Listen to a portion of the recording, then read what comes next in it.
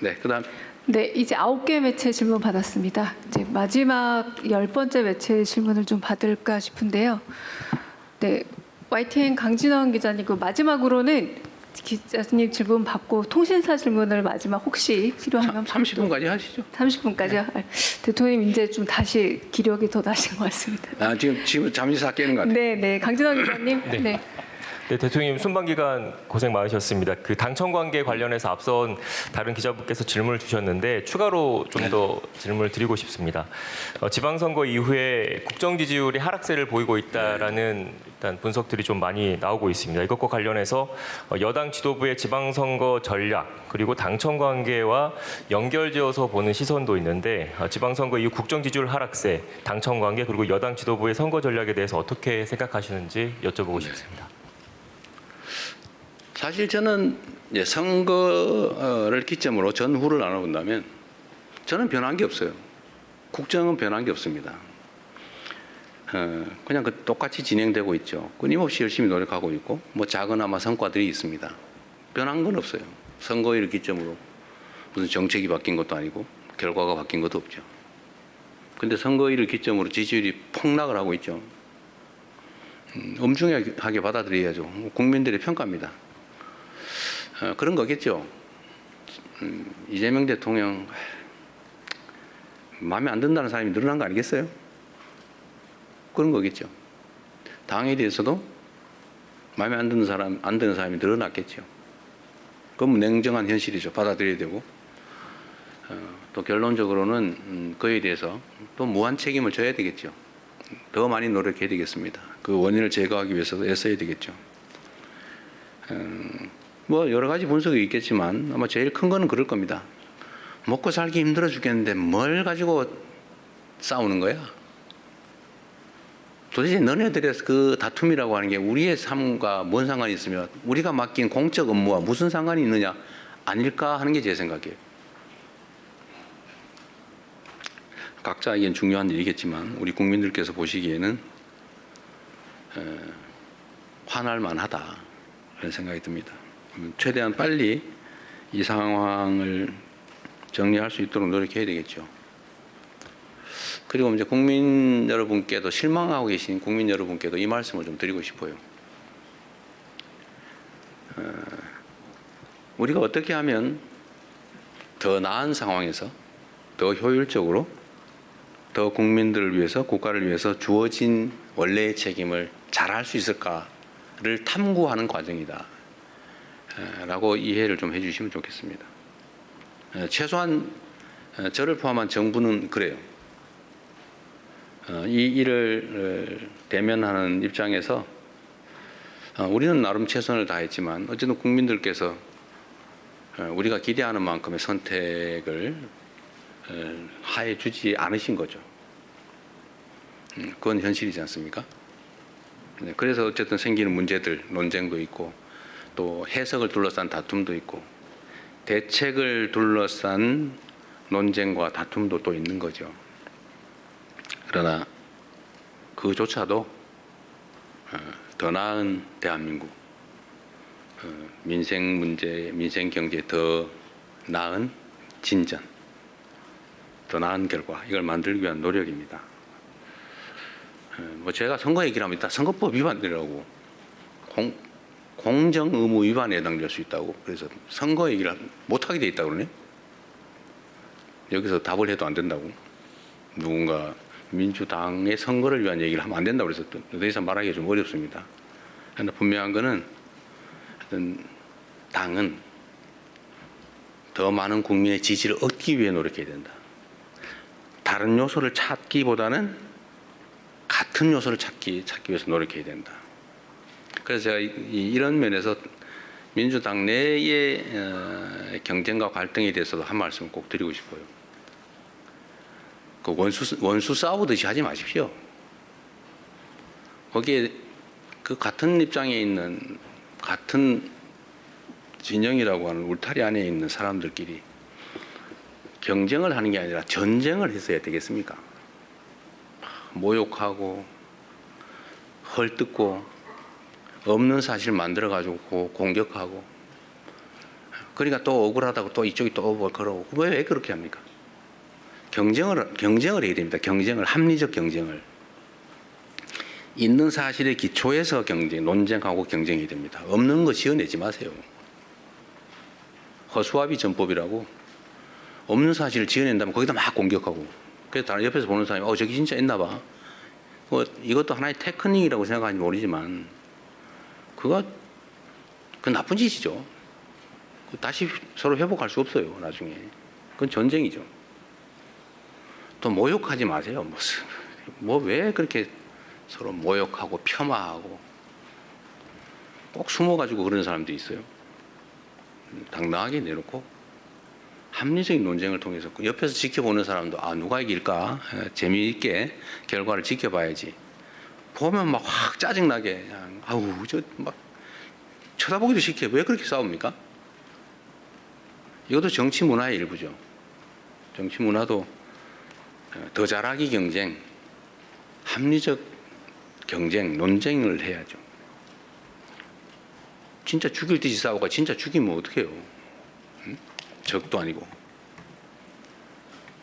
우리 안의 차이가 아무리 큰들 상대와 싸워 이겨야 될 상대와의 차이만큼 크겠냐 이 말씀 자주 드리는데 하여튼 전쟁이 되지 않으면 좋겠다. 그쪽 지나면 다 그만이에요. 지나면 나 또 맨날 보고 살아야 돼요. 그래서 그 말씀 꼭 드리고 싶습니다. 여야도 사실은 좀 마찬가지예요. 그냥 얘기 나온 김에 좀 있는 사실에 기반해서 합리적 논쟁을 하면 국민들께서도 누구 말이 맞아, 누가 더 멋있어 이렇게 할 텐데 표현은 왜 그리 저렴하며 또 없는 사실을 지어내 가지고 막 음해를 하고 말이에요. 이러니 감정이 서로 상하잖아요. 이게 정치를 하는 게 아니라 패싸움을 하고 있어요. 패싸움. 그 국민들이 보시기에 얼마나 불편하겠습니까? 좀 여야 간에 저를 공격하시더라도 좀 없는 얘기 만들어 가지고 내가 언제 주가 9천 가지고 자화자찬했습니까? 제가 조심스러워서 일부러 주가 얘기 안 하고 있어요. 그런데 이재명 대통령 주가 9천 됐다고 자화자찬하지 마라 이런 논평 내고 그러면 되겠어요? 응? 내가 언제 그랬어? 내가 얼마나 주가 문제 조심하는지 압니까? 일체 한 번도 언급한 일이 없어요. 내가 몇천 포인트 됐다고 막 자랑했습니까?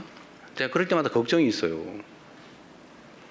주식시장의 양극화도 사실은 심각한 자산 양극화를 부릅니다. 문제예요. 걱정이에요. 그걸 완화하기 위해서 정말 많은 노력을 해요. 주가지수가 외형적으로 트는 것보다는 다 한꺼번에 성장하면 좋겠는데 잘 안 되잖아요. 그런데 자화자찬했다고 더 없는 사실을 만들어서 교만하게 그러지 마라 이러면 되겠습니까? 예를 들면 그래서 여야 간이든 당내든 정치적인 논쟁은 좀 전쟁이 아닌 경쟁이었으면 좋겠어요. 그 경쟁도 죽이기 경쟁이 아니고 네가 더 못하나 내가 더 못하나 이런 저열한 구태 경쟁이 아니고 누가 더 잘하나 누가 더 합리적인가 누가 더 효율적인가를 국민이 보는 앞에서 논쟁할 수 있었으면 좋겠습니다. 네, 이제 정말 마지막 질문으로 가겠습니다. 네, 지금 통신사 손 안 들어 주셔서 그냥 제가 박준영 간사님, 네, 마지막 질문으로 받겠습니다. 안녕하십니까. 데일리 한국 박준영입니다. 먼저 늘 힘써주셔서 감사합니다. 대통령님께서 순방 직후 직접 브리핑에 나서시는 것은 이번이 처음이신데요. 앞으로도 매 순방 이후 이렇게 직접 브리핑을 하실지 궁금하고요. 또 통상 참모진이 설명해왔던 그런 순방 성과를 대통령께서 설명하기로 한 결정 과정에서 이 순방 성과가 국내 정치 이슈에 가려졌다는 판단이 좀 있으셨는지 궁금합니다. 네, 앞으로 이거 자주 할 거냐? 저는 사실 우리 언론인 여러분들 또 우리 국민 여러분 앞에서 직접 대화하는 게 저 자신에게도 도움이 되고 국정을 이해하는 데도 도움이 된다고 생각해요. 저는 많이 하고 싶은데 우리 참모들이 자꾸 말립니다. 그래서 제가 아까도 그 얘기를 했더니 아니 이거 말고도 무슨 국무회의도 공개하고 무슨 타운홀 미팅도 공개하고 이렇게 많이 공개하는 대통령이 없었다. 근데 기자회견까지 뭘 자꾸 또 더 하려고 그러냐 이런 지적을 받았습니다. 그래서 제가 그런 얘기했어요. 아니 되게 걱정은 그런 거죠. 혹시 뭐 불필요하게 했다가 질의응답 과정에서 실수하거나 아니면 뭐 오해가 생기거나 정제되지 못한 표현으로 갈등이 생기거나 그런 걱정을 하지 않을까 싶어요. 뭐 그것도 저는 정치의 일부라고 생각해요. 자주 좀 하고 싶은 게 제 소망인데 제가 이 내부에 그런 반대 의견도 있지만 이번에는 우리 순방선거를 직접 설명해야 되겠다고 일방 통보를 한 다음에 제가 오늘 이 자리에 나왔습니다. 뭐 참모들로서는 그런 걱정하는 게 맞죠. 저는 앞으로도 좀 자주 하고 싶어요. 여러분들하고 대화를. 그리고 제 진지한 제 속마음도 우리 카메라 앞에 우리 국민 여러분께 보여드리고 싶어요. 진짜 하고 싶은 이야기. 얘기를 안 하니까 오해가 자꾸 생기는 것도 있더라고요. 뭐 사실 이번에 순방 성과 설명을 직접 하게 된 계기도 뭐 그런 것의 일환입니다. 국내 문제 상황에 영향을 미쳤냐? 뭐 영향이 없다고 할 수 없겠죠. 실제로 좀 매우 아쉽기도 했어요. 예를 들면 우리가 이 국가의 격에 관한 문제, 소위 국격에 관한 문제죠. 예를 들면 해외에서 대한민국을 얼마나 높이 평가하는가. 사실 저 스스로도 잘 느끼지 못할 정도로 대한민국의 위상이 높습니다. 뭐 여러분도 어떻게 느끼시는지 모르겠는데 우리 국내에서 느끼는 것보다 해외에 나가 보면 정말로 대한민국에 대한 환호를 합니다. 제가 이번에도 이제 파리가 아니죠. 에비앙에서 이제 G7 회의를 하고 사전 행사로 저녁 때 이제 그 지역의 중학생들이 이제 노래를 해주는 그런 시간이 있었어요. 거기를 갔더니 이제 정상들이 한 열 몇 명 이렇게 쭉 서 있잖아요. 부부가. 근데 그 앞에 한 200명 정도의 이제 중학생, 주로 여성들로 구성되어 있는 여학생들로 구성된 그 합창단이 있었는데 그 합창단이 저하고 제 아내를 보더니 갑자기 이러는 거예요. 이게 다른 사람들은 이게 뭔 뜻인지 몰라요. 이거 좀 뭐야? 이렇게. 우리는 알죠. 그래서 제가 이렇게 해줬어요. 물론 뭐 모르는 사람도 좀 있지만 대부분 매우 즐거워했어요. 그게 한국 문화죠.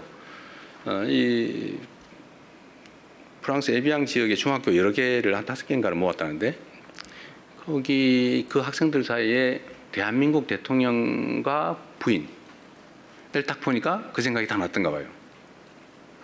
그리고 이 정상들이 저한테 거의 예외 없이 그 얘기를 합니다. 자기 아내가, 자기의 딸이, 자기 아들이, 자기 누구가 한국어 배우고 있다. 한국 뭐 공연 못 주단에서 난리다. 한국 가는 게 꿈이다. 다 그 얘기를 합니다. 그 한국이 일종의 뭐 이상향처럼 그려지고 있는 상황이에요. 이제 보니까. 그때 한국이 얼마나 유명합니까? 재작년 12월 3일에는 군사 쿠데타? 뭐 이러면서 놀랬잖아요. 그 다음에 또 횃불도 아니고 무슨 응원봉을 들고 노래를 부르면서 그걸 진압해가지고 민주주의 헌정 질서를 회복해요. 전 세계에 역사적으로 없던 일이잖아요.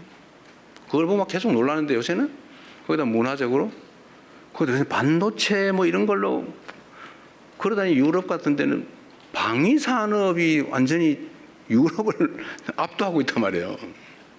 한국산 방공 시스템, 소위 미사일 시스템을 못 구해가지고 막 서로 막 먼저 달라고 저한테 청탁하고 그래요.